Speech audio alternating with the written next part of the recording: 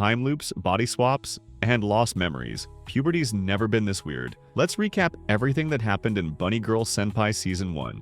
Sakuta Azusagawa, a second-year high school student known for his aloof reputation and a mysterious incident in his past, unexpectedly meets Mai Sakurajima at the library. She's a well-known actress and a senior at his school, but what's truly strange is that she's wearing a bunny girl outfit, and no one else seems to notice her. Mai explains that she's suffering from a strange phenomenon known as adolescent syndrome, a rumored condition caused by emotional stress or instability during puberty. In her case, it's making her increasingly invisible to the people around her. Despite her initial reluctance, Mai eventually opens up to Sakuta, who takes her condition seriously. He's no stranger to the syndrome himself. His younger sister once experienced something similar, leaving him determined to understand and help. As the two grow closer, the severity of Mai's condition escalates, with even store clerks and classmates forgetting her entirely. Mai's adolescent syndrome worsens as more people begin to forget her. To understand the syndrome, Sakuta suggests they go on a date to see if focused attention and closeness help. They form a genuine connection through sharp banter and heartfelt conversations about their struggles. Mai opens up about the emotional toll of her childhood in the spotlight and her growing desire to escape it all, a longing that may have subconsciously triggered her syndrome. Her wish to disappear from the public eye has, in a twisted way, come true. Spending the day together and sharing a hotel room for observation, Mai's existence is on the brink of vanishing completely. Aside from Sakuta, only his friend Rio Futaba, a sharp-minded but socially withdrawn science enthusiast, remembers her. With her help, Sakuta learns that the spread of memory loss is connected to sleep. Each time someone rests, they wake up having forgotten Mai. Determined to fight against the impossible, Sakuta makes the drastic decision to stay awake for as long as it takes, hoping that his memory alone can anchor Mai in reality. But the toll on his body and mind is brutal.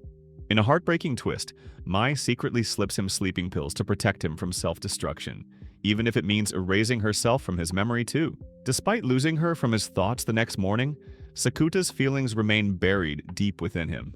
In a surge of emotion and resolve, he regains his memories and confesses his love for Mai in front of the entire school. His loud public declaration forces others to acknowledge her once again, effectively breaking the curse. With the syndrome reversed and Mai visible to the world, their relationship becomes official, marking the start of something real between them. Sakuta suddenly finds himself trapped in a strange phenomenon, reliving the same day over and over again. After several loops, he traces the cause back to Tomoe Koga, a cheerful and somewhat insecure first-year student he recently encountered. She too is suffering from adolescent syndrome, this time triggered by her intense fear of rejection and social humiliation. Her stress creates a time loop, letting her reset the day for a perfect outcome. After an unpleasant incident, Sakuta and Tomoe start faking a relationship to avoid an awkward confession from a popular upperclassman and the inevitable gossip. As the loop drags on, Tomoe maintains a cheerful facade, but cracks begin to show. Her fear of being left out and judged runs much deeper. She's not just avoiding embarrassment, she's terrified of social isolation. With each day, Sakuta gradually uncovers the truth behind Tomoe's actions. She's desperately trying to control how others perceive her, hoping to fit in and avoid becoming the target of ridicule. What started as a simple cover-up through their fake relationship carries a heavy emotional burden for her. In a key moment of honesty, Sakuta confronts Tomoe and urges her to stop running from her true feelings.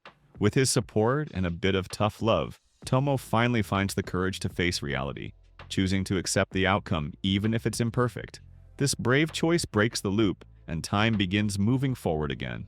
Though their relationship returns to being just friends, both Sakuta and Tomoe emerge from the experience having grown emotionally and matured in their understanding of themselves and each other. Rio Futaba, Sakuta's calm and analytical friend, becomes the latest victim of adolescent syndrome. But with a twist, she splits into two versions.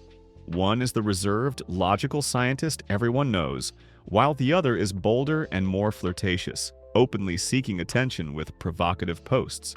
This duality reflects her deep internal conflict. The quiet side clings to logic and isolation, hiding behind intelligence, while the other expresses her unspoken insecurities, loneliness, the desire to be seen as attractive, and the pain of unrequited love. With Sakuta and Mai's help, Futaba confronts the emotional root of her split. It becomes clear that she must accept both sides of herself, the part craving connection and the part afraid to reach out. This explores themes of self-worth and identity as Futaba faces her loneliness and self-doubt. She realizes she doesn't need to suppress one side to protect the other. She can be both intelligent and emotionally open, seeking love and respect without shame. Ultimately, the two Futabas merge back into one. Her adolescent syndrome fades, not by rejecting her conflicting sides, but by embracing them, showing she's never truly been alone. Mai's younger half-sister, Nodoka Toyohama, suddenly enters the picture, but something is clearly wrong. The two girls have swapped bodies. This strange new case of adolescent syndrome stems from Nodoka's deep inferiority complex and envy of Mai's success and poise in the entertainment world.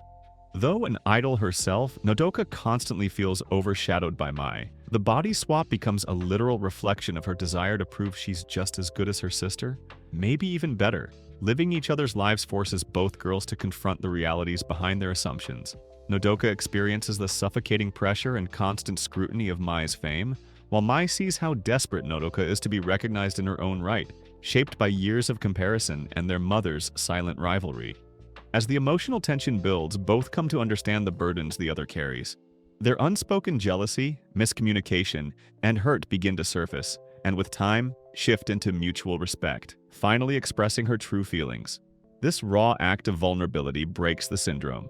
The swap ends, and they return to their own bodies.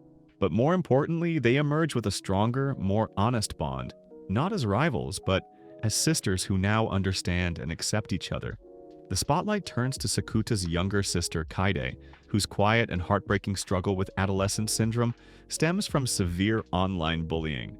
For 2 years, she has lived in isolation, traumatized to the point of developing selective mutism, intense anxiety, and even physical symptoms like bruises and scratches. Dependent on Sakuta, she begins taking small steps toward recovery, going outside, making plans for school, and slowly rediscovering the world. But as her progress unfolds, a painful truth emerges. This version of Kaede is not her original self, but a new personality that formed to protect her from trauma. Carrying a bucket list left behind by the real Kaede, she pushes forward, knowing that healing could mean disappearing. She fulfills the list, including her goal to return to school. In doing so, the original Kaede reawakens, but with no memory of the past 2 years. The protective personality gently fades away. For Sakuta, it's like losing a sister all over again. He grieves the Kaede who had fought so hard to live, even as he welcomes her recovery. The emotional toll triggers his own adolescent syndrome once more. Despite the heartbreak, Sakuta finds comfort in Mai's unwavering support. Their bond remains strong, hinting that even in the face of loss and uncertainty, they'll face whatever comes next, together. The season ends with a mysterious reunion. Sakuta encounters a young girl, Shoko Makinohara, a figure from his hazy past. Her sudden reappearance hints at unresolved secrets and sets the stage for the next chapter in his journey. Rascal does not dream of a dreaming girl. If you want more recaps like this, don't forget to like, subscribe, and let me know what anime you want to see next.